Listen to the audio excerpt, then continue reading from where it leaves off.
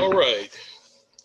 For those of you that I'm meeting for the first time today, my name is Wayne Traywicks, and Blanca and I are pleased to have all of you join us today on our third training and development conference call.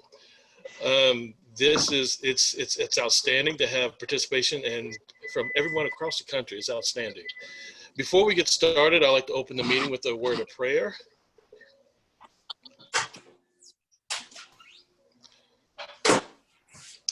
Heavenly Father, we want to thank you for giving us this opportunity once again to come together as a community and as a group and as a family, my Father, to take advantage of these opportunities you provided for us during this time of challenge, my Father, during this time that is separating us from what we normally do in our normal lives, my Father. The only thing you ask of us, Father, is to trust you and to not be afraid, because we know that fear does not come from you. There's a purpose and a reason to everything that occurs that you allow to occur. It's up to us to recognize that and recognize the opportunities you provided for us, my Father. We thank you once again. We praise you, my Lord. We love you, Jesus. In Jesus' name we pray, Father. Amen.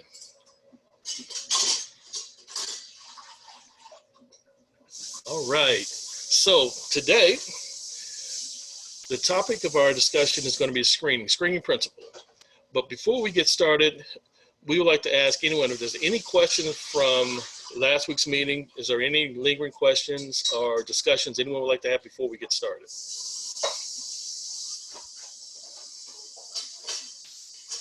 Wow, B, I just can't believe we're that good. We're really not that good.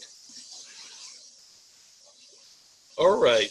Today, we have a special guest joining us to share a clip with us, Miss Amy Bonner.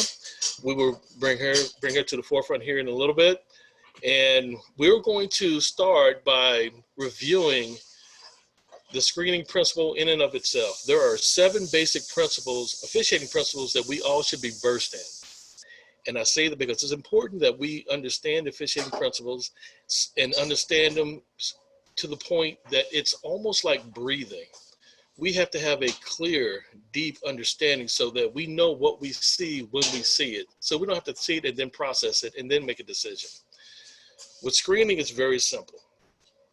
First of all, it's one thing that we've discussed, one thing we talked about, is that when you're operating from any position on the floor, we have to identify the players who are in our primary, entering, leaving, and even players in our secondary. Identify them for the type of player that they are. So we have to identify potential screeners as they are in our primary and as they're leaving our primary into our secondary. We have to understand that there's a front side and a back side to every screen. So this is a crew call. We have to understand the primary official has the front side of the screen in contact, and the backside officials will assist with contact on the back side of the screen that your partner cannot see. A screen has 2 elements. First, we must have contact and delay. And the reason why that's important is that there can be illegal elements that a potential screener is participating or demonstrating, but if there's no contact, then there's no screen, so then we can't have a whistle. Their base could be wider than shoulder width. We know that's illegal. But if there's no contact or the contact's in the torso, we can't deem that screen as illegal because there's no contact with the base. And we have to understand that as we're processing the play. All right. We know that the screen has to be in the vertical plane.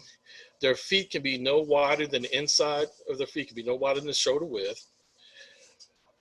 They don't have to be required to be facing in any particular direction, and they must be in bounds. And for those of you who are old school like myself, who used to play basketball in a different life, we were always taught when setting a screen on the end line to put your foot on the end line so that the defender had to go around you out of bounds. Well, now that's no longer legal. The screener must be in bounds in order for the screen to be legal. All right, now here's the key. I'm gonna share 7 elements with you real quick. A screen will be illegal and a foul shall be called when a defensive player is held or pushed off her immediate path toward around the screen by the use of the arms, legs, or the body. A defensive player holds or pushes through a screen using their arms, leg, or body. The screener extends the hips, the buttocks to displace the defender who is attempting to move around the screen. Also, the screener extends their legs beyond their legal width, inside of the foot, outside the width of the shoulders, and trips the defender who is attempting to move around the screen. Two more elements. The screener sets the screen outside the visual field of a stationary defender, a blind screen that doesn't allow the defender a normal step to move. And here's the other piece we need to keep our eyes on. The screener sets a screen on a moving defender and doesn't allow the defender ample time, usually 1 to 2 strides, to stop or change directions. Each one of those elements, let's utilize those elements when we're breaking down our clips today. Let's refer back to our references. Screening principles are located in Rule 10, Section 5, Appendix 3, Section 2, and also the CCA Manual 332J, page 82. Those are references. So let's utilize those as we, yes, go ahead. Sorry, that's the women's, just so everyone is clear. Yes. That's the women's references. So. Yes. Yes. The men's references, I'm sure they're there. I'm pretty positive they're there. They may be a little bit different. All right. So let's utilize those references today during our breakdown of the screens and utilize them in your own game moving forward. And once again, I urge everyone to study and practice your fishing principles. That's what we're required to do. All right. So let's roll into our first video clip that we're going to discuss. Oh, one more quick thing. We understand that with the Zoom platform, there's been a slight struggle displaying media during conference calls. It's not just us, it's everyone, because their bandwidth is being challenged on a daily basis. So we're going to try something different today.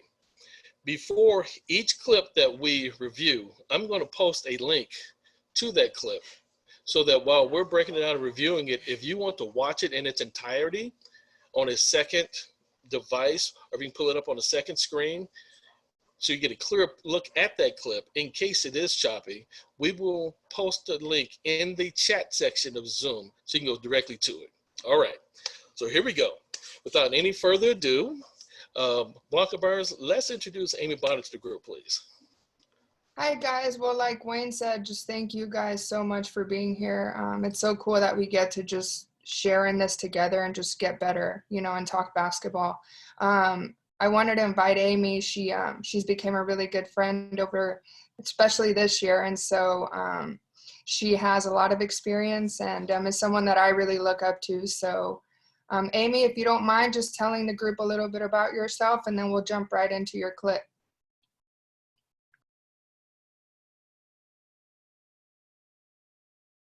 Amy, you gotta unmute yourself, girlfriend. Unmute yourself.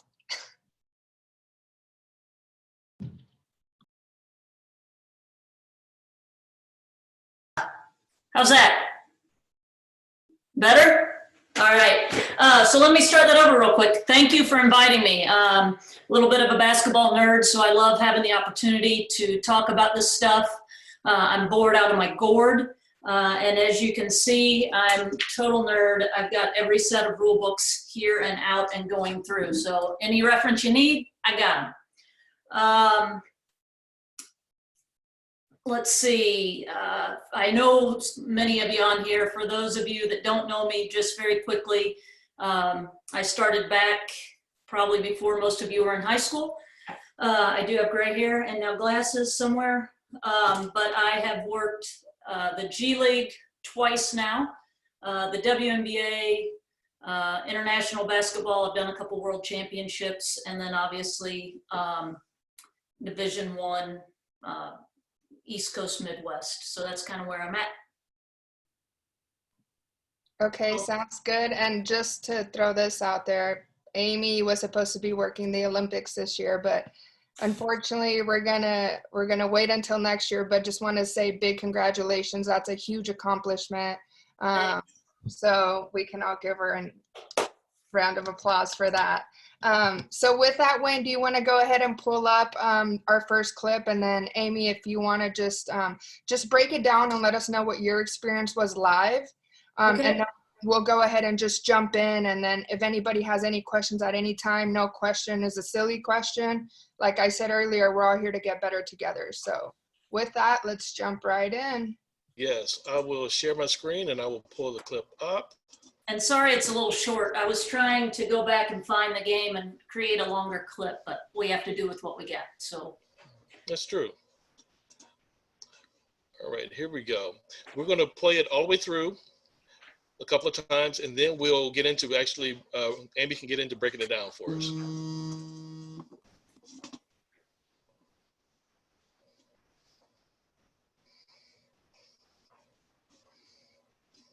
We play it again.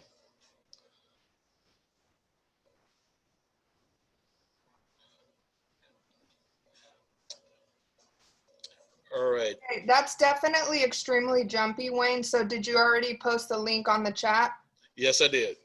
Okay, so if you guys just want to copy and paste that, it'd probably be better, unless, Wayne, you know how to slow it down, so maybe we could see it a little bit more clear. Yes. Yeah, but it didn't even play on my end. yeah. Okay. Hey, Wayne, I'm just curious, have you ever tried hitting the button that's on the bottom that says optimize your video? I've tried it a couple times in the Zoom stuff that I've done, and it seems to help with the video. Let's try it. Yeah, so it usually helps with it. But I think sending the link's a good thing because you can watch it on your own, so thank you. Oh, you're welcome. You're welcome. So let's give it a shot.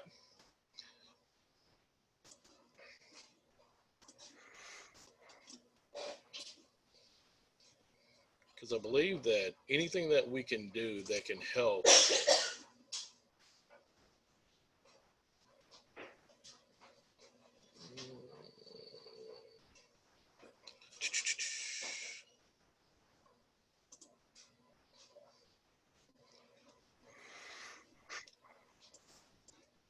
All right, now let's try it again.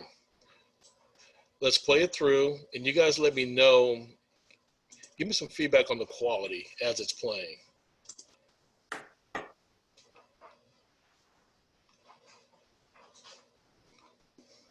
That's better than last time, but it's still pretty choppy. Okay, then let's try to slide through it slowly. Hey, Wayne, the link Yes, works sir. really, really well. Okay, good. Then let's do this. If possible, if you can pull up the link and play it in its entirety, yes, let's go ahead and do that. And what we can do, Amy, if you can break it down at the same time as we're going through it, at least everyone will have a clear view of the video link. Yeah, where's the link? It's in the chat section of Zoom. Gotcha.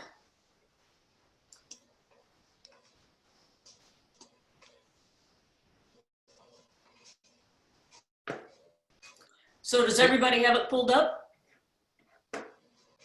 Hey, Wayne, is there any way you can throw that link on the GroupMe app? Yes, I can do that right now. Second time Thank you. this season, Adams has been in double figures. Oh, somebody's playing something. Yeah, that was me. Let me see, just for shits and giggles, if that will, if I can share my screen on that. Yes, let's try that. Let me see if I can get back to you.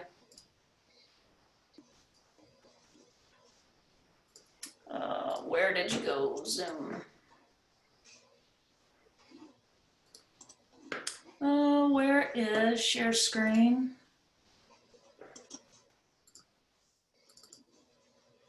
All right, does everybody see that right now? Yes, we see. Is that showing or no? Yes, it is you're showing. good, Aim. It's just me still? Shoot. No, it's showing. Oh, it's Oh, good. it is? All right, I'm gonna play it. Just tell me what it looks like. Second time this season, Adams has been in double figures. Did that play? Yes, it played. It's still a little choppy, but Okay. let's work with it. A number of people do have access to the video itself. So walk through with what you have and walk us Okay. through it. What I'm gonna do is I'm just gonna slide through down here, so it's gonna be slow-mo. I don't know if that will work for y'all, but let's see if I can control it that way. So what we're gonna have is an illegal screen at the top opposite elbow from me. We'll kind of get through it slow. Like I said, this clip's a little short. And then it stops. So everybody see that once anyway? Yes. Okay, awesome. All right, so the first thing, if I'm looking at this clip, just in general, if I'm breaking down plays, the first thing I'm gonna do is I'm gonna pause it and I'm just gonna look at our positioning. Are we in a good position for where the players and the ball is on the floor when I freeze it? And obviously that's gonna tweak a little bit depending on if we're in rotation, what just happened. But on this play, if I freeze it right here, it's an interesting breakdown. And I'll say this, we all know it, but you have to be really honest with yourself when you look at these plays. Otherwise, you're wasting your time. You may as well not look at it. And the other piece of breaking down plays, for me personally, it's not about whether I get the call right or wrong. It's about why or why not. And finding trends if I'm missing particular plays, if I find trends in my positioning or my adjustment or lack thereof. So with that being said, I'm going to freeze this right where it's at, and I'm going to see if we're all in good start positions or good, another term you may hear is dependable position. And we know those from our manuals, whether it's a pro manual or a CCA manual. Lead's going to be closed down or wide. And right now, the ball's down here with number 0. So from a basic standpoint, our floor is not balanced because normally we would want 2 officials on the strong side with the ball, and we don't have that. This is going to be a little bit of an advanced play in the fact that the lead here has a tough decision because he happens to know that this player out here by number 24 is the best player for Oklahoma. They are trying to get the ball to her. And so he has a decision. As he's looked here, he has no real competitive matchup in the paint. So he's made a decision to find the matchup that's going to hurt him.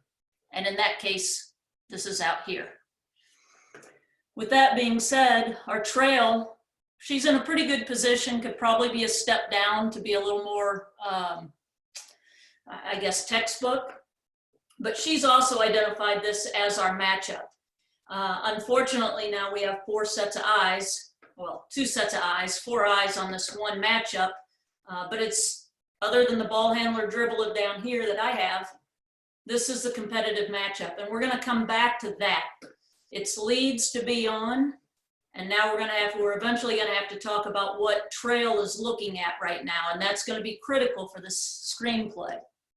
Center or slot, I'm too high right now.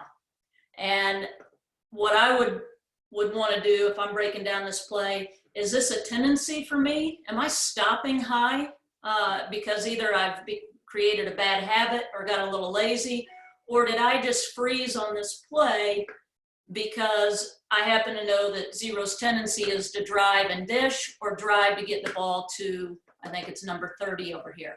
So that's something I'd want to see. Is there a reason I'm not in a good dependable position? Ideally, I'd be down here, closer to the free throw lane line extended. All right. And honestly, I'd have a better look through this play if I did. If 0 drives to the high elbow or into the paint, I'm going to eventually get an angle. But if I would have been in my dependable start position, I'd already have the angle. And my adjustment would be 1 step, not 3 or 4. So just breaking down plays, that's the first thing I'm going to look at. Now, for me, I know that I've got the ball handler dribbler here. That's my primary matchup. It's the only competitive matchup in the area. I'm going to be aware of this post screen potential going away, but I also have to know especially at this point in the game, third quarter, I've seen a whole lot of the game already. I have to know they're trying to get the ball out here to 30 to take a shot.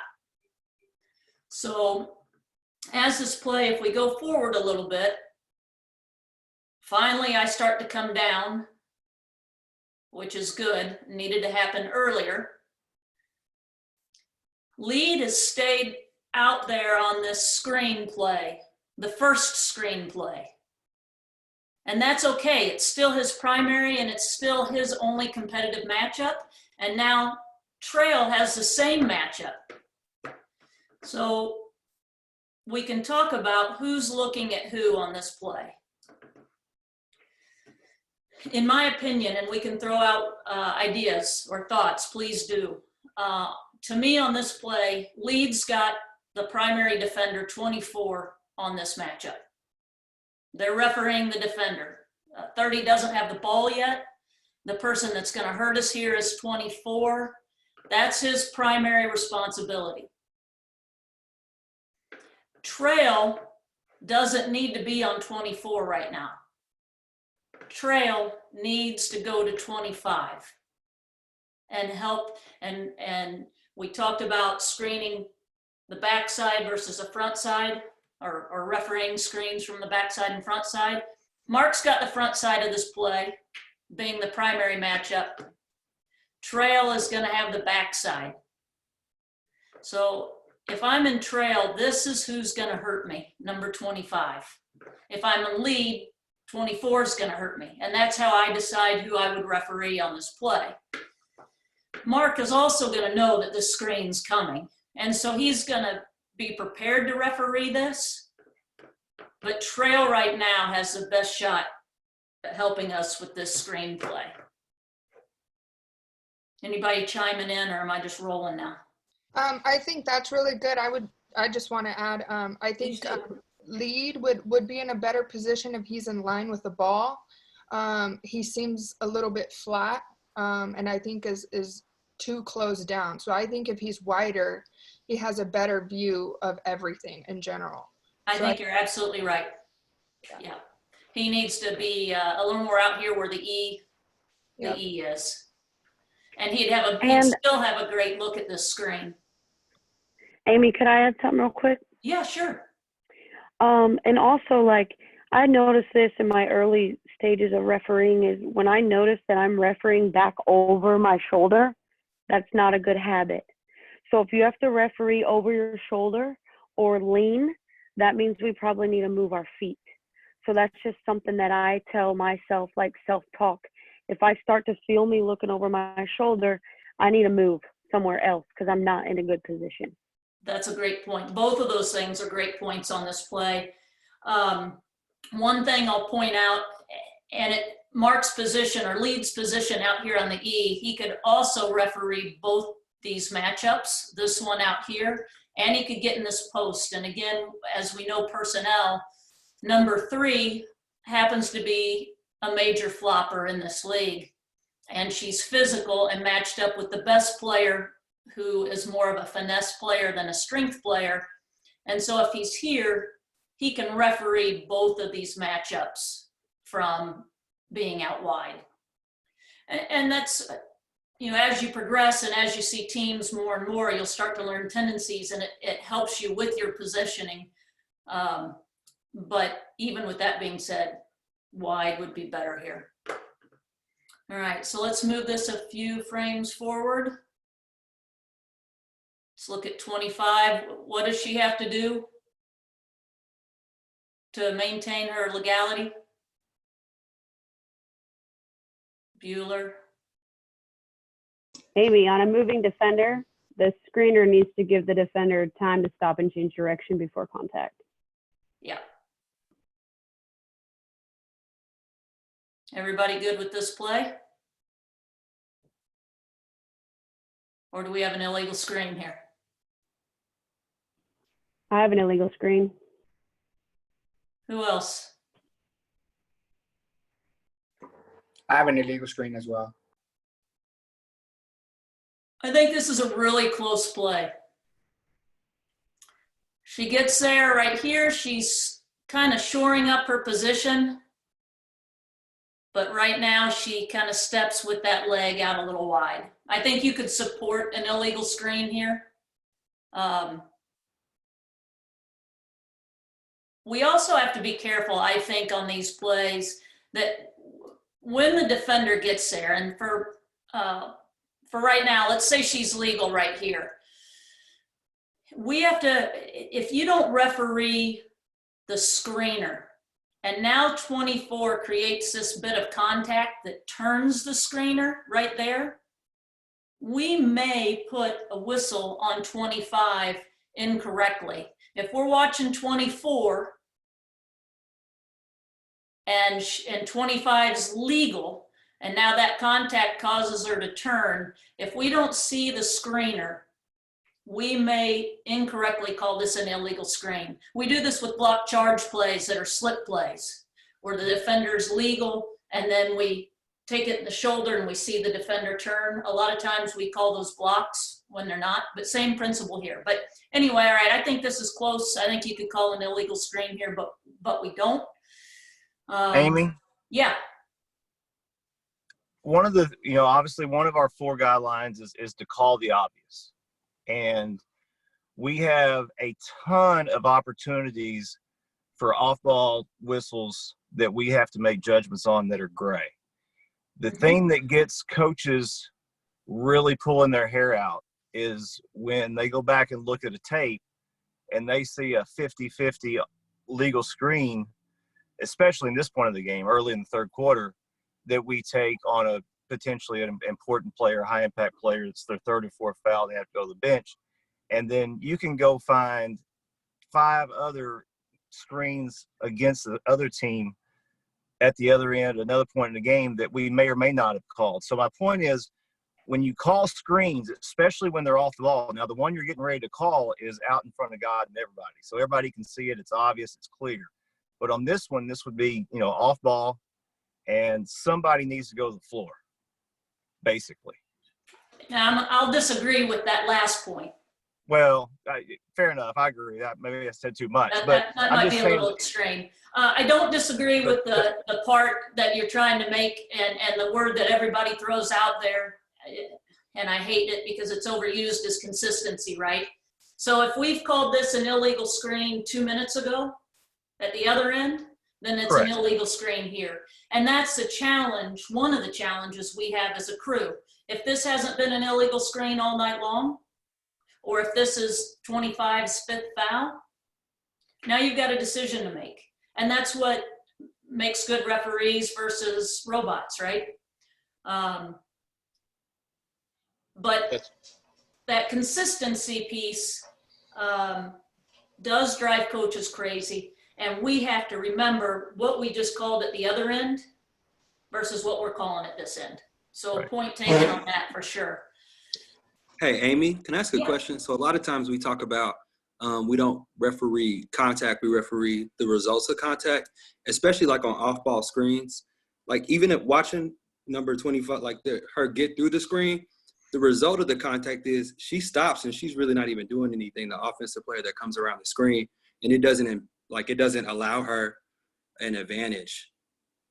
Do we take that kind of stuff into account?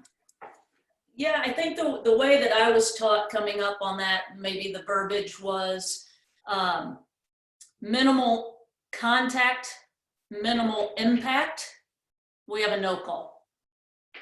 Obviously, anytime you have major impact, it's a call. And if you have minimal impact with a major impact, minimal contact with a major impact, then you have a foul.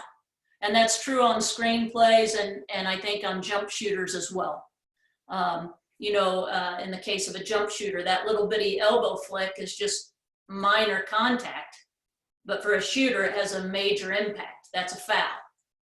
That same little, arm flick, and someone gets a pass off, we pass on that. Minor contact, minor impact. So yeah, it is something you keep in mind.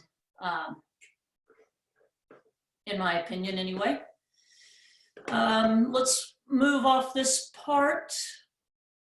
Everybody good so far? Yes. Yes. All right. So we're gonna say legal-ish. We decided that this wasn't enough to call. 30 gets through, 24 gets on through. She's not really held up. Now we have to start looking at center. What am I refereeing? Now lead is still peeking out here. And the problem, that's okay. It's just leaving his primary, but we have to be really disciplined when this leaves our primary to get back to our matchups in our own primary, because if something goes down here and you don't trust your partner, you're the one that's going to get bit in the tail. So we need to get back here, and still the point of being out here at the E or being out wider would allow our lead to be back in here. For me, at center, I'm still a little high, but this really isn't a competitive matchup any longer. 15s, I mean, I'm guarding number 0 as much as 15's guarding 0 right now. So this isn't hurting me. So my thought is, who is going to hurt me? And that's a question I ask myself nonstop in games. Who's going to hurt me? If I'm not sure what I need to be looking at, who's going to hurt me? And in this case, who's going to hurt me? I mean, is 0 down here really going to do anything for me or our game? This is soft, not my primary. I mean, it's close, could be my secondary. This scruff right here, this is what's going to hurt us. So even lead can extend up to this. Center, I have to come over to help. I've got the ball going that way. And trail now has 4 people to referee, plus the ball coming their way. So when we're going to referee this play, trail is going to referee it in this order: 1, 2, 3, 4. And I'm going to referee it 1, 2, 3, 4. I've got these as my first looks. Trail's got these as their first looks. Does that make sense? That way we're all refereeing this play, but we're all not looking at the same player. And that's what we want to do when we have kind of a crossover coverage, because this is gray area for everybody. Yes, Amy, that makes sense. Okay, great. So I still technically have the ball, but it's not going to hurt me. But she's still, well, I don't think it's going to hurt me. The ball's not going to hurt me. The ball's never going to hurt me. But now the player with the ball definitely can hurt me. This is dissolved. This is no longer an issue for me. This still is not an issue.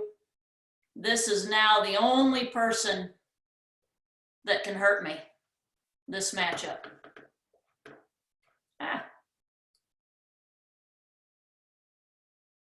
So she's there, but does she allow the screener time to avoid contact?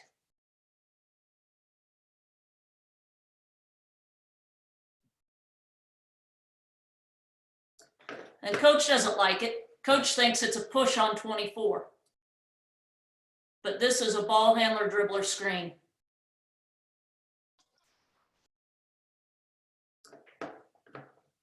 Let's see if that'll play through one time. Second time this season, Adams has been in double figures. Thoughts, questions? Anybody have that as a no call? Because I'll be honest, my trail, when we talked about it in the locker room, she was passing. We can talk about the angle that she has on the play. That's what I was going to suggest. So right now, she also needs to identify, because this play is dissolved, she needs to find an angle that will allow her to referee this play. And as it goes forward, what could she have done to increase an angle on this or have a better angle? Position adjust opposite of the direction that she was going, the players was going, where she could have seen straight through. So maybe take a step down towards right here? Correct. Correct. Sideline oriented, sideline down. Yeah, still staying over here with this sideline, but if she takes one hard step right now, that angle opens up for her.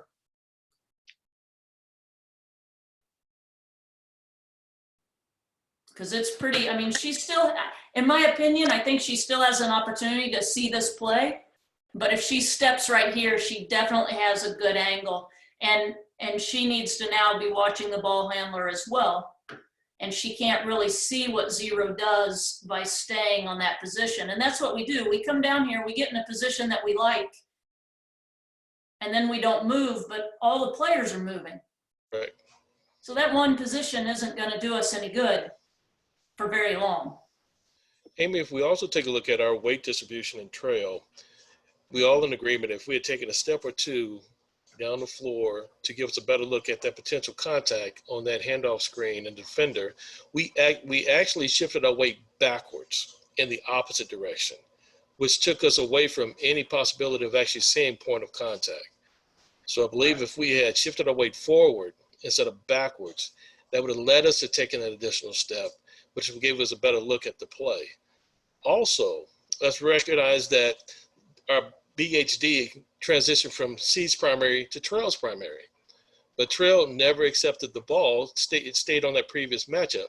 So as C, we have to stay connected to the BHD because Trail has accepted it from us. We can't dump it on Trail. We have to stay with it, which allowed you to stay with it through the contact. Now, if Trail had picked it up sooner and also made the necessary position adjustment, I believe that would have helped on this play because she would have known exactly where the BHC came from, where she set up the handoff, and would have been in position to see the contact. I agree with all that. Another thing, and again, when we look at plays, and if you want to be honest with yourself, and we talk about, looking at where your eyes are. Right now, this play is done. This play is dissolved. And what we have a tendency to do is like, we kind of hold our breath like, is something going to happen? Is something going to happen? Okay, nothing. And we let down for just that second. And that second is when we need to be start transitioning to the next play.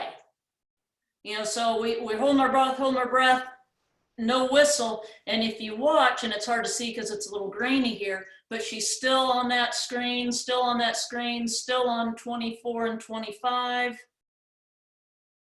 Just now she starts. And I think that's what causes her to step back because she's like, oh shit, here's another one. And when you have those oh shit moments, we have a tendency not to put whistles on plays because we've all been trained to not blow if you don't know. And so honestly, I think she gets there a second late and that causes the weight shift the wrong way. She doesn't have a chance to get into position and then makes a decision to not put a whistle on this. And that's okay, it happens to all of us. And that's why we have the system that we do where we help each other out. So. I agree 100%. Any other questions or thoughts on this play? All right. Okay, that's really good, Amy. Thank you so much for that. Sure, let me undo this. And at any point, if you guys have any other questions about anything, like I said, just feel free to speak up. Wayne, do you want to go ahead and move on to the next play? Yes. Amy, thank you. It was a great job. Hey, Brian before McNutt. we start real quick, Yes. I'm gonna have to jump out for 1 second. Sorry, someone coming to the house. It was a timing thing, but I'll be out and come back. So Sure. I apologize. Not a problem. Amy, can you just mute your line? Thank you. All right. Brother Brian McNutt, are you with us? I'm with you. Yes, sir. All right. Brother, do you want to share your screen and play the clip, or would you like for me to play it? Wayne, I am not that technological savvy. You did do the group me as far as the links on the group me, and Yes. I can navigate through all of those really easy. So I'd recommend that to anyone. But then if you can do it on your end, that'd be great. Excellent. Okay. So yes, I will share my screen and I will pull up Brian's clip.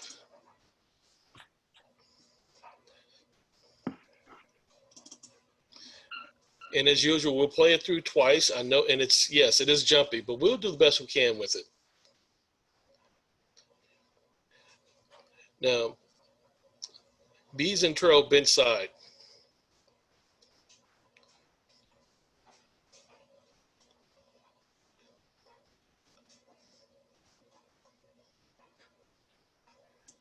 All right, let's play it again. And obviously contact is going to occur above the free throw line. Missed free throw. Shooting team gets the rebound.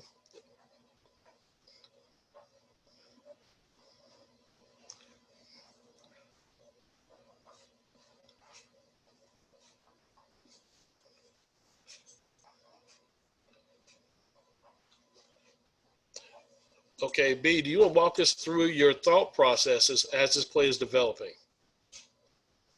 All right, Wayne. So, I mean, initially, obviously, the missed free throw. I mean, I'm sitting here looking at myself. I'm already breaking out into trail. That's probably a flag. I should probably wait at least until we have possession, and then I can get going back into transition. But White regains the ball. I'm going to get high so I can get a position guard or to see through the matchup up top. And as he starts dribbling down and action starts going away, my steps down is because I know screens are coming.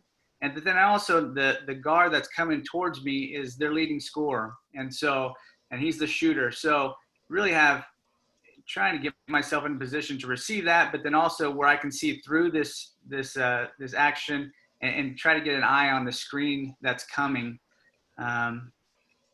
And Wayne, I wish I had this is one of those plays. I mean, if you stop it before, when White initially sets up in his screening position, and you draw a line from where I'm at to where the defender is with his arm on his forearm on the back of White, I can explain how I saw that, or obviously I can't see that. But this is one of those plays that once he set and then he goes forward and I see that action, which I know is not normal for White, and then knowing that Black is back there, I don't know if this is a field play, which I will say on the GroupMe app, you link another play that I sent you, and it's a play that I missed in a previous game, and it's that defender that junks up our screens by pushing the offensive player, the screener, into the defender. So I think Jason said it last week. Watching video is seeing plays and having those, filing those away into our processors. So when they happen, we already know. I mean, we can already. It helps us piece it together a lot easier. And this is one of those plays for me at Trail that. It's because of watching video and just having that play and knowing, putting 2 and 2 together and pulling the trigger on one. And I mean, I got it right. But want to see when I missed it. It's on that previous video, one that I missed. But. So here's a question, Big. So we had a foul on the defender behind the screener and not the defender in front of the screener pushing through the screening. Correct. So my foul was on the defender, the post defender behind White on the screen. Okay. So now let's take a look at this. Oh, go ahead, B. No, he pushes White, which White creates the contact with the guard defender. And that contact was because of the push in the back that pushed him into the defender, the guard. Correct. All right. Previously we discussed on screens there are front side and back sides to the screen. This should be a crew call. Which position should have the best look at this play? Slot. Yes, correct. So the question is, because we have a call, Brian makes a call on the defender behind the screener, pushing the screener into the front side defender, which is correct call, but could we defend the call? That's the key. And like Brian mentioned, this was a gut call. And now look at where we are in the game, 10-point ball game, 3 minutes and 6 seconds left to go in the second half. So we're deep in the second half. So we could have a correct call, but could we defend the call itself? Brian, did you ever talk to the center official about this play, and just did you wonder why he didn't have a whistle, or did you guys not even talk about it? So obviously, I mean, we get there's really not a lot in the game else to talk about. We talked about this play afterwards, and it's great get. That's what C got. But as far as to why he didn't have a whistle, no, B, I wish I could say on the men's side we spent more time on that, but it was like, hey, our game, I don't know if the margin continued to widen, and we get to locker rooms and we go, all right, hey, good job, let's get out of here. Oh yeah, that was a good call for validation, and we just move on. I did not ask my referee what what he had or why he didn't have or what he saw, but it was definitely, I mean, they saw it and it was kind of validation, but we didn't get to the point of what were we thinking at center as far as not having, or what did it look like at center, or so. Hey Brian, it's Garrett. What's going on, buddy? Hey buddy. I'm just throwing this out there for everyone. Yes. Love to hear Natalie's thought on this as well. Yeah, Courtney, he's straight line somehow, but maybe if you, I don't know if there was a rotation that happened. Courtney should be down free throw line extended. I don't know if maybe the start of the play forced him to kind of stay high. So I don't know about that. So once again, just getting back to mechanics, we need to hit our positions and then, adjust from there if plays allow us to do that. What I was going to say is, does Peter have anything going on in his primary at lead? No.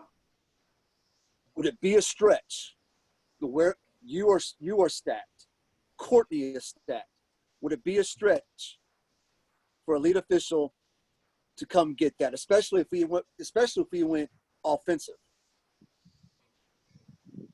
Right. That was one thing as far as in breaking down video.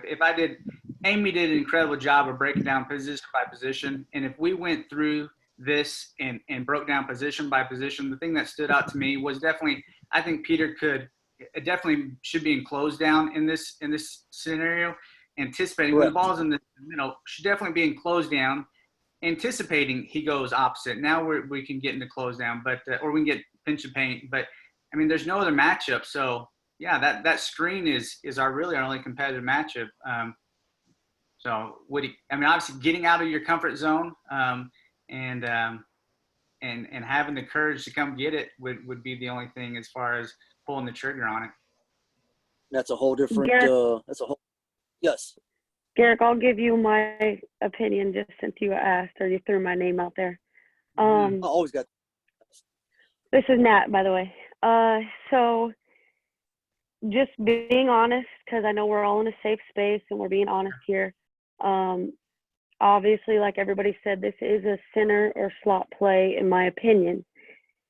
However, for Brian, we just don't want to get in a habit of calling plays on closed looks. We all have that feel play type play, once a game or whatever it may be. If you're a 25-year veteran, you might have a few more. But I just want to say to all the younger referees out here, we don't want to get in a habit of calling fouls on closed looks.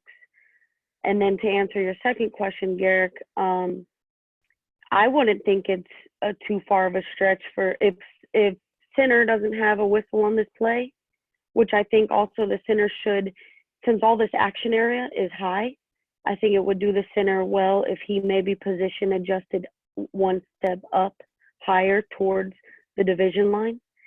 And then obviously, yes, if lead sees this play and say it's obvious it's a gamer, it leans him over, it pushes him into the other black defender, then yeah, I would be okay. I mean, he has it just by where it's paused at right now. I think he has a great look straight up the line to see the arm bar and this push in the back. And I would agree.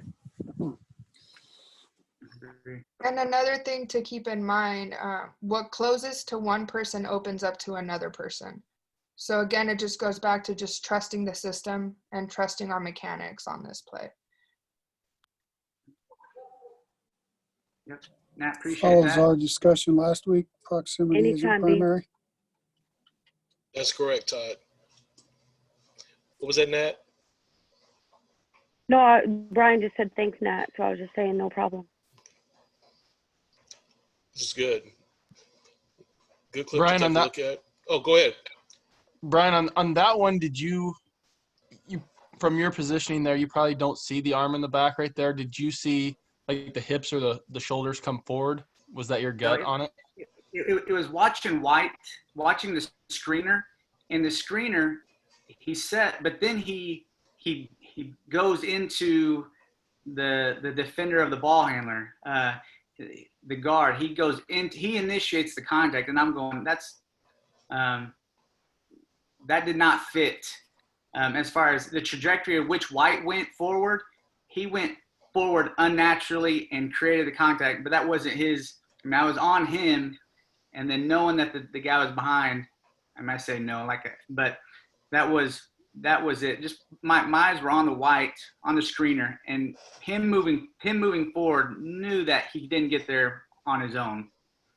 Gotcha. Thanks. Excellent.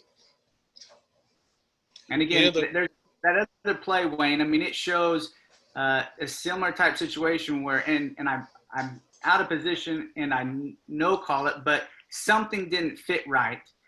Why I didn't call anything on the floor, but then to come back and look at that second video and go, oh, he got pushed in there. That's why that didn't look right. And so, again, this one didn't look right.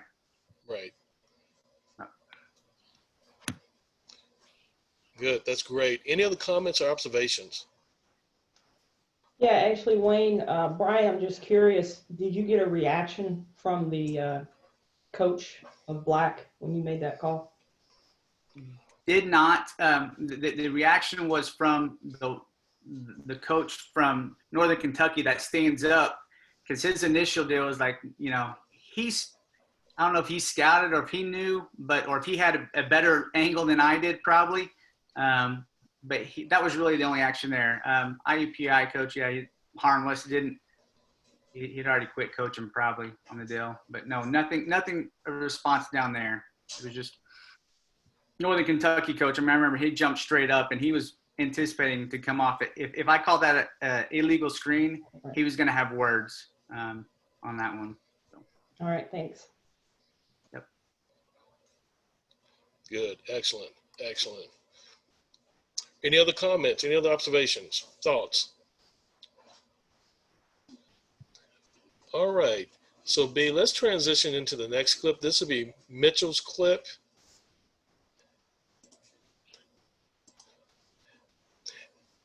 And Mitch, do you want to share your screen and break down the clip, or would you like B to do it for you?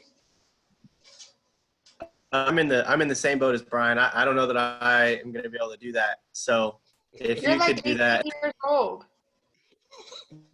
No, that doesn't necessarily mean that I know how to do that. And I don't have it on my computer. So that would really be the issue.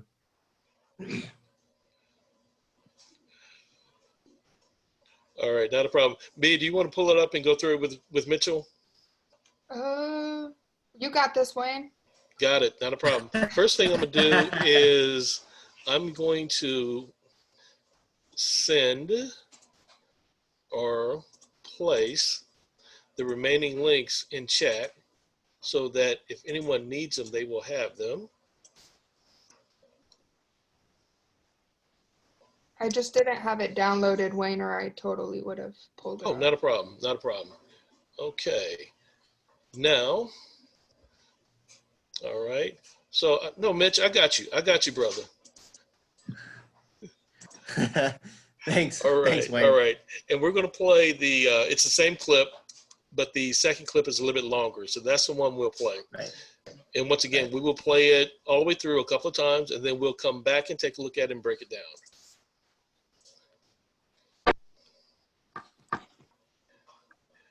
Mitch is in trail.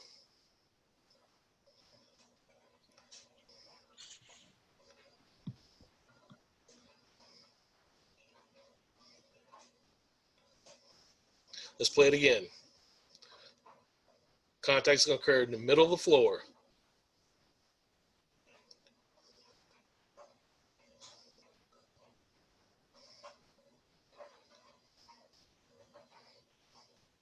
Okay, now Mitchell, go ahead and walk us through your perspective on the play as the play develops.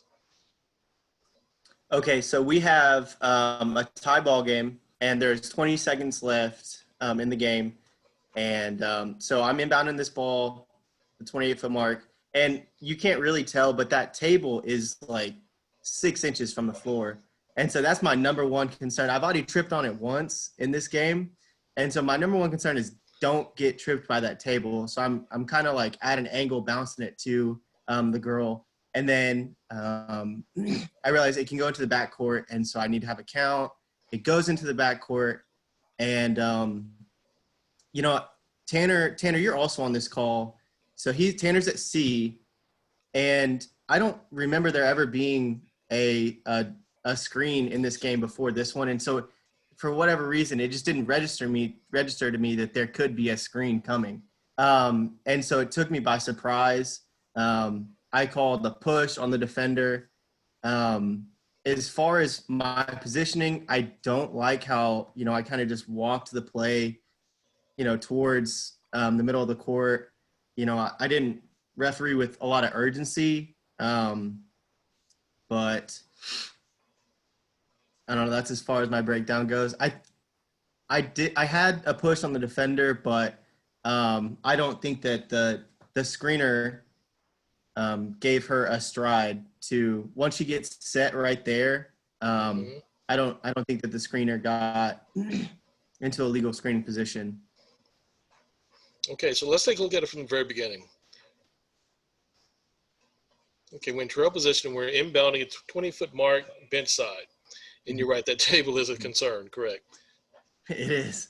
So after the inbound is completed into the backcourt, we go with the ball, great. Right now, we're in great position, correct? Great position. One-on-one matchup, this is all you, every day, all day. Yeah. As the BHD starts to dribble toward the front court, now ask yourself, and our eyes are on the ball handler dribbler, is this competitive? Can we referee this without having to put our primary focus on the BHD? Yes, we can. And the reason why I'm asking is because we need to pick up that next player and identify this player as a potential screener. And I believe that if you had picked up the movement of this player and identified her as a potential screener, that would have helped you tremendously on this play. Can I throw something in here? Yes, please. This is just a pet peeve since probably my first camp 20 years ago. The ball handler dribbler in this play, once she's dribbling, she's never a threat to us. And it drives me crazy. And when I say never, I don't mean never, but generally is not a threat to us. 1 out of 100 times, and maybe in lower level women's basketball, 3 out of 100 times, she's gonna double dribble. The real threat here is the defender and the eventual screener. So for me, there's never a reason to watch whoever's dribbling the ball up the floor. And you can turn TV on any night of the week during basketball season, and there'll be a lone ball handler back there with no defender in sight, and the referee will be watching that ball handler. We don't need to do that. And if we trail the play, and on this particular play, you know, I don't think I mean, by textbook, should you be behind him a step? Maybe. I like your positioning for this play. But there's no need to watch that kid dribbling the ball. Just my 2 cents worth. Go to the defender, you'll have a better chance of seeing the screener.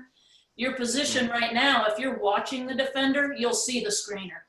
But because you're watching the ball handler, I mean, if you do this whole, visual field thing, and you're watching the ball handler here, you can't see that screener. If you're watching the defender, you got a chance of having that angle on the floor. But anyway, I just see that a lot, especially not even in young officials, just officials in general. By God, we're going to watch that damn ball until it crosses midcourt. Yes. Count without watching it. We got other things to work on. But anyway, just my 2 cents. And I agree 100%. Yes. And we do. It's a habit. And a lot of officials have the same habit. And we have to have the ability to officiate if she does something illegal. We can officiate that because it's in our vision without having to focus on it to see it. Did we say Tanner was on the line as well? Yes, Tanner's on also. Yeah, I'm here.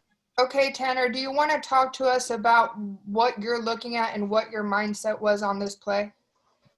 Well, I knew she had the ball. I can see the two. I didn't think she was going to screen right there.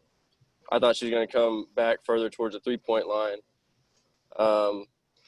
I feel like I could have went up there to help Mitch out because our lead didn't really have a competitive matchup in his primary, so he could kind of reach across the lane there, which I should have accepted the play a little later. Once it starts getting close right there is when I start to take my eyes over there. And then I pick up the screen right before the impact. But I'm still stacked on that, so I can't – I don't really see what's going on except for the back of the play.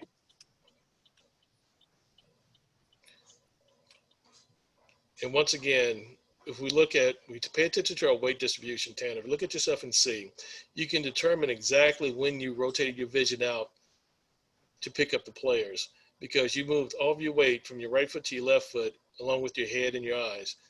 But when we're picking up the movement of that post. If I'm not mistaken, she's a post player, correct?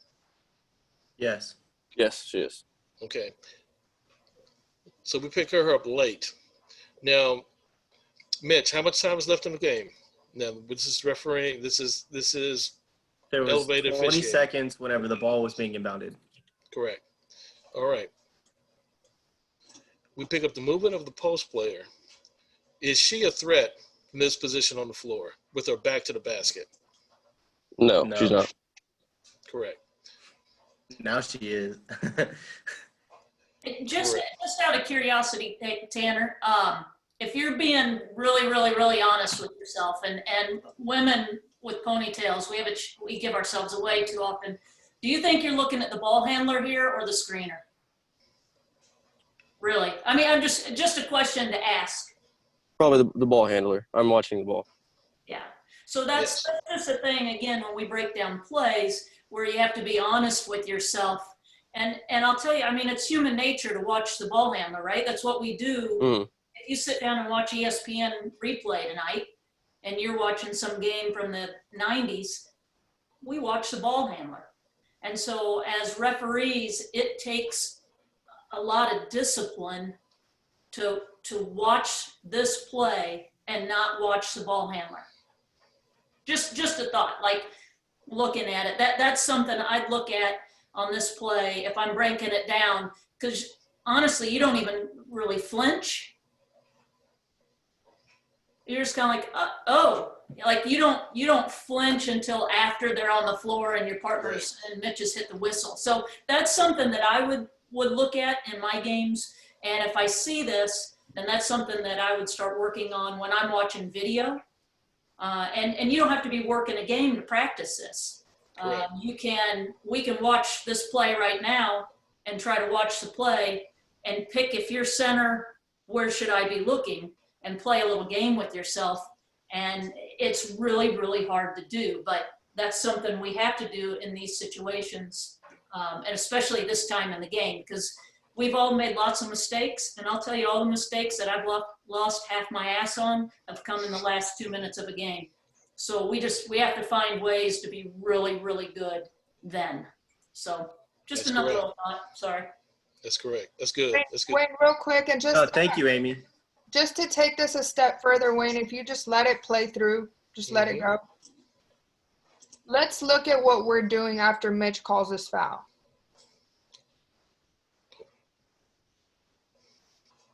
Okay, so our tendency, Tanner, at center is to go and get the ball, right? So we Right. have to make sure that, the ball always will come back to you, one way or another. And we have to make sure that when there's bodies on the floor, when our whistle drops, our attention needs to go up, right? That's something Duke loves to say. Or when our whistle drops, our attention needs to go up.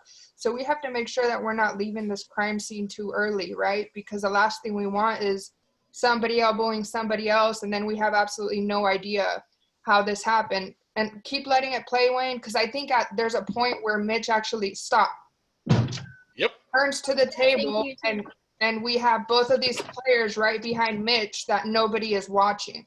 Correct. And I would just say these two players they're engaged right now, right? And so luckily nothing happened, but we just don't want to take these situations for granted, right? We want to make sure that we're refereeing, especially dead ball, because that's when all our mess happens, and even as a league, the league needs to be aware of this, right? And we need to be watching players when the ball is dead. Correct. And that's an absolutely excellent point, because in this moment in time, we have no one with their eyes on the players. Our lead is asking for the ball. C is about to pass the ball to lead, and Charles reporting to the table. So all of and this is at this point, this is at the end of the ball game, close ball game. And our attention, we're distracted. We distracted ourselves. We took our vision away from the floor, away from the players. Now it's where we have to be heightened, very heightened. And as Amy shared a few minutes ago, things happen at the last 4 minutes of the ball game that everybody will remember. Genesis, Revelation. If it happens at the beginning of a ball game, they will remember. Last 4 minutes of a ball game, we have to be especially heightened in Revelation, because everyone will remember plays after the 4 minute mark. So we have to be heightened, and we have to be aware at all times. That's really good. Does anyone have anything else to add? Any questions, comments on this play? Hey, Blanca, I do. And maybe you guys can help me out. Mitch, the thrower in was guarded, correct? Yes. All right. And I know sometimes we can bounce the ball while we're on the sideline, but especially late here, me personally, Garrick Shannon, I am literally handing the ball to the thrower in as I'm telling the defensive player as a courtesy to please move back. Number one, that just settles me down, settles everything down. But I'm handing the ball. The last thing I want to do is bounce the ball. Maybe they're not paying attention. Now they muff it. Now what do we do? Now it goes onto the floor, that type of thing. Right? I mean, anyone else on here, correct me if you don't think I should be saying this, but that's typically, and you just said you have a scores table that's right on top of you or whatever. So I don't see a problem. Just go ahead and just handing the ball to the thrower in, taking your step back, then go ahead and doing your 5 second count. As far as that's concerned, and maybe I'm in the minority on this. But Mitch, I like the call, man. Personally, Garrick, I agree. Natalie agrees. I'm like sitting here thinking, am I crazy? I like the call, man. Same. I like the push through. If I'm grading it, it's a correct call. Yep. It's definitely, I mean, and it's ballsy because you're going to decide the game, right? But that's a correct call. And to not call it would be chicken shit, in my opinion. It needs a whistle. She displaces her. That's the right call. But right now, let's think about this from a team perspective. Like, if we stop it right here on the throw in, and sorry, Garrett, not to jump in. No, but, you're fine. You're fine. Tanner, one thing you could do, you're attached to that sideline, by God, you've got it covered. I probably am going to step forward a step or two. And in this particular scenario, Mitch has got the backcourt covered. So, Tanner, I'm probably coming a step or two out onto the floor here until the play dissipates. But if you hand the ball in there, then maybe Tanner comes up high to help cover that going into the backcourt. But that's something you pregame and you can talk about. Now this play happens, and I will promise you, Mitch isn't thinking about a damn thing right now other than, holy shit, I hope I got that right. Because we already know he got caught off guard, right? He admitted it. He's watching the ball handler.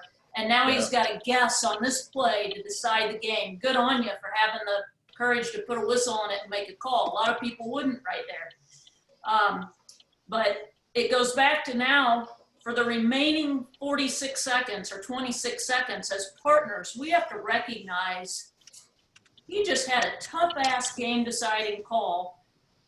And honestly, Tanner, you're hoping you got it right, too, because you didn't see it. And who knows if Leeds saw it. So we have to step back in that moment and realize that Mitch is going to be a little distracted, and Mitch has to realize that, and you've got to clear that. You've got to be able to put that away for 26 seconds and go, I'll look at it in the locker room and deal with it then. And as partners, you have to know that's really hard for Mitch to do. And so now you have to elevate for those last couple plays of the game, knowing that your partner's in a tough spot. So it's not just about positioning and plays. It's about human emotion and reactions too. And that's hard to mix in and then, on top of positioning and judgment and all the other stuff. But I do think, Tanner, you could be out on the floor a little bit here more. We talked about how to not have that horrible feeling of, oh shit, if we're watching the right players. But even if you are watching the right players, this is still a gut-wrenching moment for Mitch. And we got to be ready to elevate our game and our emotional intelligence, I guess, for our crew these last few possessions. But just my thoughts. Again, I'm full of them. That's a great point, Amy. Great point. Was someone else going to say something? I was going to say, for Tanner's sake, that what Amy, to piggyback on what Amy said, that's almost like that's whether you're the crew chief or not in this game. However, that would be leading within, meaning that, okay, you know what? Maybe Mitch was the crew chief on the game, or maybe the person in lead was. I don't know, but that'd be a time to step up, knowing that, okay, you know what? We got a foul here. We're in the penalty. That's my shooter. I'm dead ball officiating. Mitch just had a hell of a call. You got to have presence, and you just go right after the ball. Who cares? Go right to those players on the floor, or just have a presence right there. If she wants to throw the ball to her mom in the stands, and so be it. The ball, like Blanca said, the ball's going to come back. So those are just little things. This is nitpicky things, but this is what's going to help you to get to where you want to be, and get there maybe at a quicker pace than maybe what's going on than now. Right. I don't know you, so so I don't know. Thank you. Just gonna say, I know it's already 3:13. We have one more play that we want to show. For those of you that want to hang around, that'd be great. But we understand if some of you guys have. Hey, Blanca, can I ask a rules question? Yeah. So on Mitch's play, I don't know what I would have called, but I do know. So I have a question. So we've got a moving defender or a moving opponent. And is this a blind screen? Would we call it a blind screen? Yeah, outside of her visual field. So so it's outside of her visual field, blind screen. The defender, the offensive player setting the screen sets up multiple times. Does she give her time and distance after the last time she set up? And time or distance just enough to avoid the screen, or in college, I think it's just enough to avoid the screen, to be able to avoid the screen, because we're calling great push through. So questions on that, if we can talk about that. So Derek, I've seen the clip probably 100 times, and I don't think, because she sets up multiple different times, and by the time that she finally sets her feet the last time, I don't believe she gave her enough time and distance, which is defined as 1 to 2 strides, to get around her or to avoid the screen. So that's my opinion on the play. So this creates a very, very interesting quandary. By rule, was the screen legal?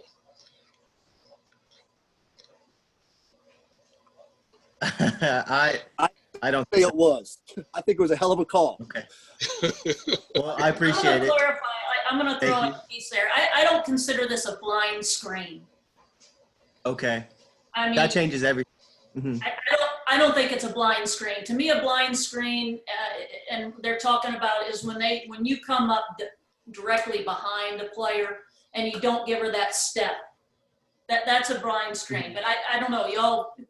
I'm not saying that I'm right by any means here. Yeah, but it's a blind screen. if they're moving this way, she doesn't have to go, hey, look at me, here I am. Right. Right. I don't consider it a blind screen. And then let's not get too pure, right? If I'm out there, I got 2 feet down, and now I shore up a little bit because I'm going to get trucked, which is what I'm trying to do. I'm trying to position myself to get trucked. But I'm probably going to shuffle my feet around different than if I move to put myself in position to get trucked. Like, right. Do we think that she moved over to get in that path, or was she just kind of shuffling around in the same space? To me, that's a little bit different. And Amy, that's actually where I was leading them on a discussion about being too pure. When asked the question, by rule, was the screen legal, illegal? And because we can't get caught up in the details to the point where we can hamstring ourselves instead of refereeing the play. And you are 100% correct. A blind screen deals with a stationary player. If you position yourself right behind her head and she's a stationary player, that's a blind screen. If you're screening a moving opponent, then we have to be set and give her a step to stop or change direction. This is a really, really good play.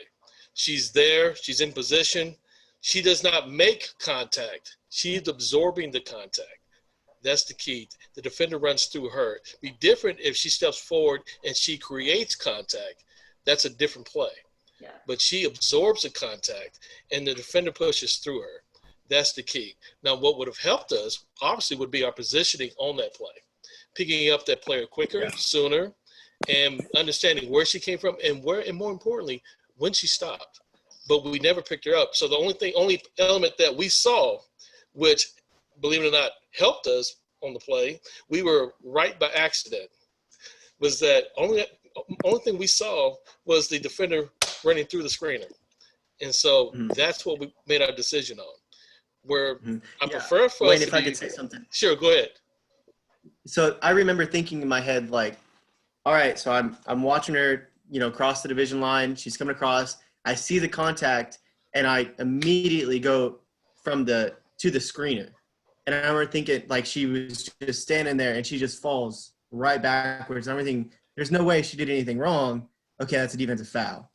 And so, yeah, in a sense, I'm right by accident. Better lucky than good. Take it I and run, don't know brother. about Take that. it and run. It'll serve you well sometimes. It's better when you're good and lucky. So That's Yeah, true. yeah. yeah. That's very true. All right, like B said, we have another screen we'd like to get to. For those of you who did not have the time to remain on the call, that's great, not a problem. We will make the video available to everyone, but we do have another screen that we'd like to get to. And B, do you want to connect with Nat on this screen? Angel, do you want to pull it up? Do you have it? I think I can do it. Okay, I bypassed you Let immediately. me just bear with me. I'm gonna give this one try to see if I can get it. I've been practicing. Oh, good.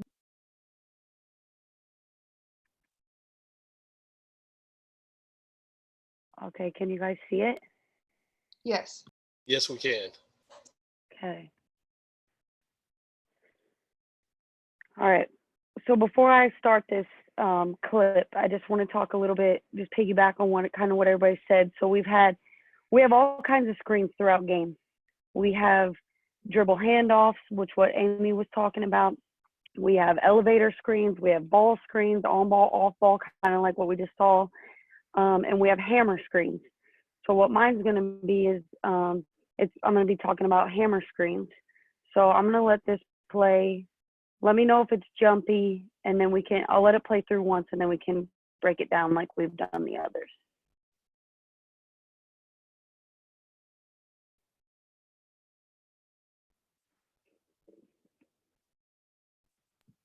It definitely So jumped. All right, let me try to do the slow down here. See, B, I'm getting better. There you go. All right, let me run it back from the top. See, let me know if this is better. Oh, now it's not even playing on my end.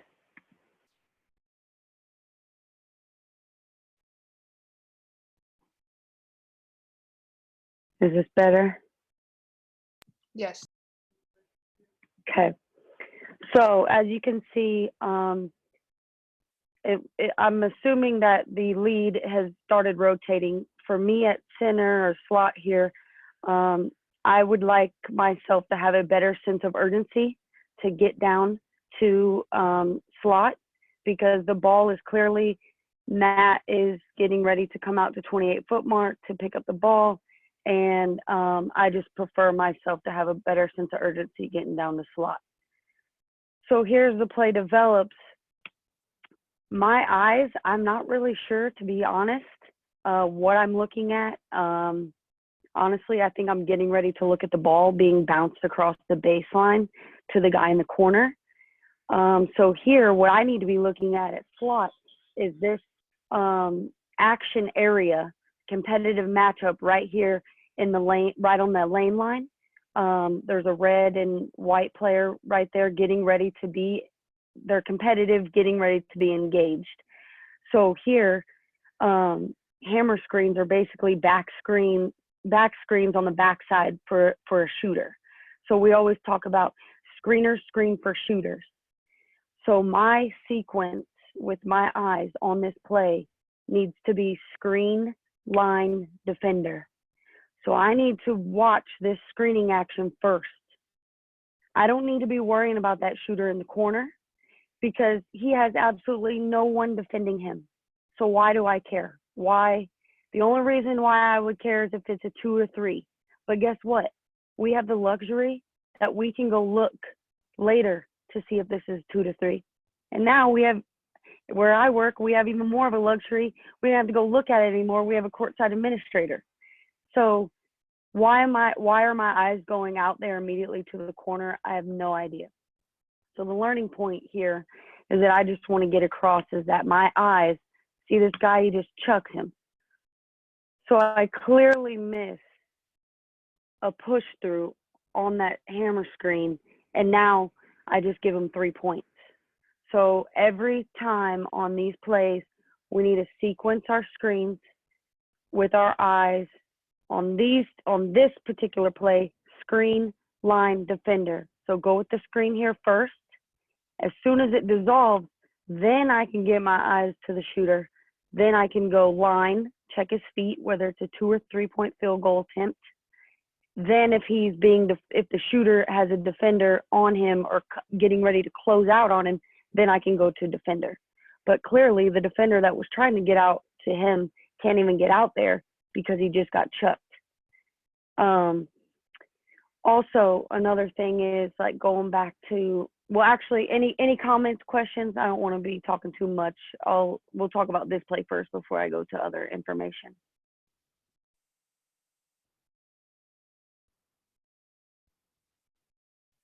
Okay, I'll just keep going. So another learning point here that I've always kept in my notes and in my notebook, my pre-games, my self-talk is we don't want to follow the flight of the ball. Like I said here, I'm looking at the ball getting bounced on the baseline. We don't want to follow the flight of the ball. Again, we also want to make sure we are refereeing people in our primary and not the ball in our primary. So refereeing people in our primary is very important because if I was refereeing this competitive matchup, I would have been able to get this obvious chuck and we would have a correct call. Now if you can see Nate, the coach for the white team, he throws his arms up and and for 2 possessions, him and I were going about this play. And I just told him, I said, Nate, listen, I missed it. We have to move on. It's not my best work. And so we all want to have like those little one-liners or something that we can tell a coach, because most times coaches on plays like this, they're going to blow up, or, you know, certain different plays get different coaches frustrated. So we always want to have and be honest. Like I just told him, I said, Nate, I missed this play. I was watching the ball. I wasn't watching where I was supposed to be going, whatever it may be. And some of my responses to coaches on screens, if they're asking, you know, Coach, they were never legal. They were never set. They didn't give them time and distance. You know, things like that, we just want to make sure we have in our back pocket, so that way we are approachable and they know that we can communicate.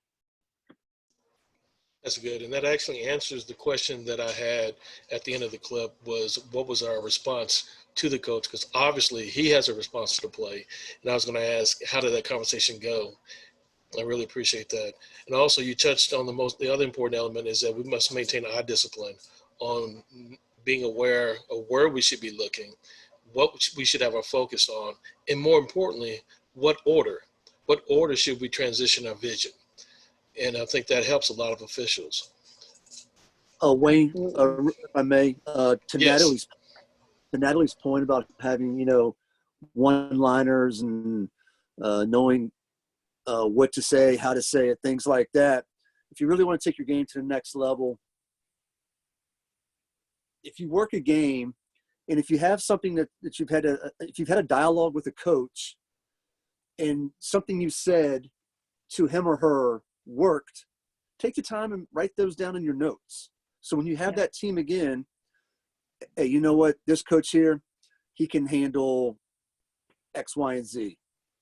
Or I said something to this coach, it didn't go very well. So now you got to make those notes as well to say, okay, I can't use that. Now I got to find something else that works for that particular coach.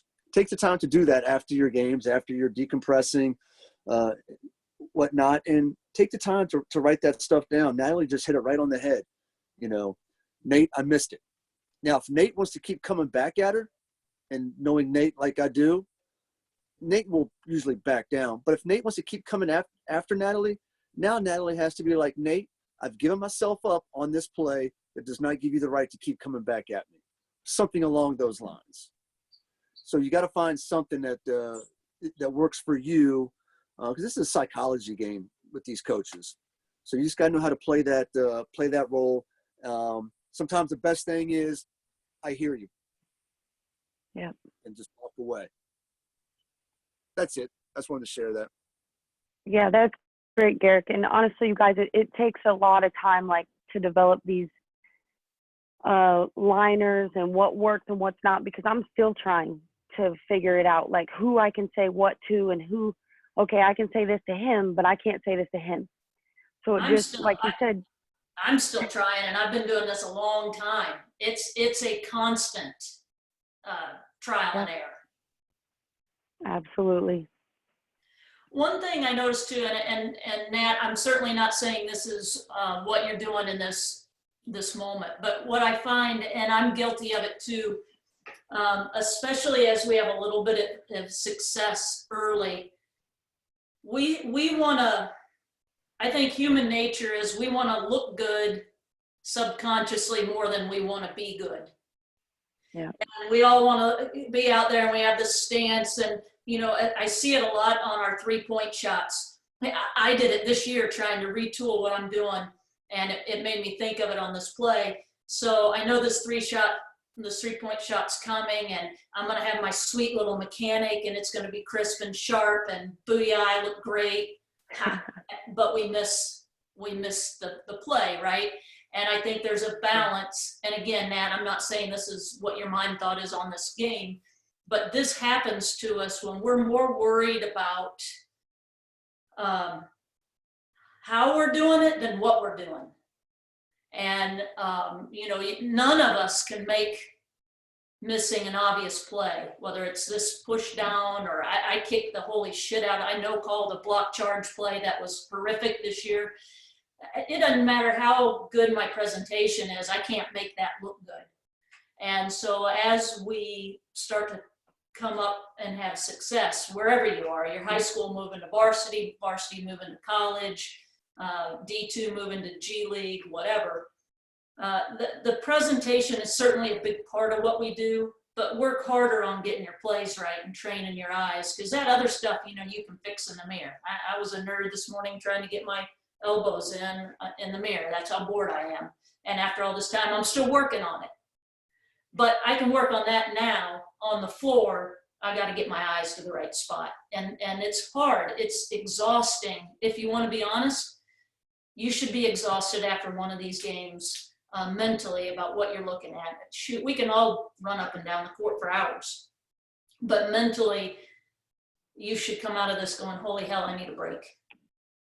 And so just keep that in mind, especially if you're just getting going in your first few years. You know, and I know in the pro stuff, we all fall into that trap. We want to look pro. Me too, for sure. But just be careful with that, because nothing about missing a play looks good. So just keep that in mind. And one last thing, that's a really good point, Amy. And back to looking in the right spot. I mean, when this screen happens, it looks like all three referees are looking where they need to be looking. My question is this a play that one of the other two officials should potentially come and help on? Oh, shoot. Sorry, I was trying to pause it. I think Matt's the only one who could honestly have a shot at this play, in my opinion. I agree. Trail. Yeah, the lead's got too much. The lead obviously is looking down at the feet. He's got the defender. You know, he's just left the screen. I think the lead, if he got that, I'd be wondering what he was looking at right before that. So I think he's out. And then I do think Trail could help on this. Agreed. That's good. You know, and then let's, you know, if you really want to break it down, okay, you go, okay, if I'm not, why did I miss this? What was I looking at? Did I pick 21 because I thought 5 was going to continue to drive and I just picked the wrong defender to pick up? Did I go off of this too soon? You know, those are things to throw in there too as you really start to break down why you missed a play. And again, it goes back to then trends. Am I looking off the most competitive matchup too often? Am I on the ball? Let's don't lie, we all stay on the ball too much. We really do, if you want to be honest with yourself. So you got to start finding those trends if you want to get better. I have a question. So with the lead looking down at the floor, presuming that's where he's looking, his eyes shouldn't his eyes go towards his waist and floor up to his waist to actually see that action and the push? Well, he's seen if he's out of bounds because he still has the ball. I'm sorry, what'd you say, Garrick? I'm sorry. 5 still has the ball, I believe. So I'm assuming that's JB. I don't know. But anyway, he's probably looking to see if he's stepping out of bounds since he still has the ball. Got you. I'm assuming. Natalie? Yeah, he's getting ready to bounce pass it across that baseline right there. Number 5, red is. Yeah, so lead has to see, one, if that defender is out of bounds.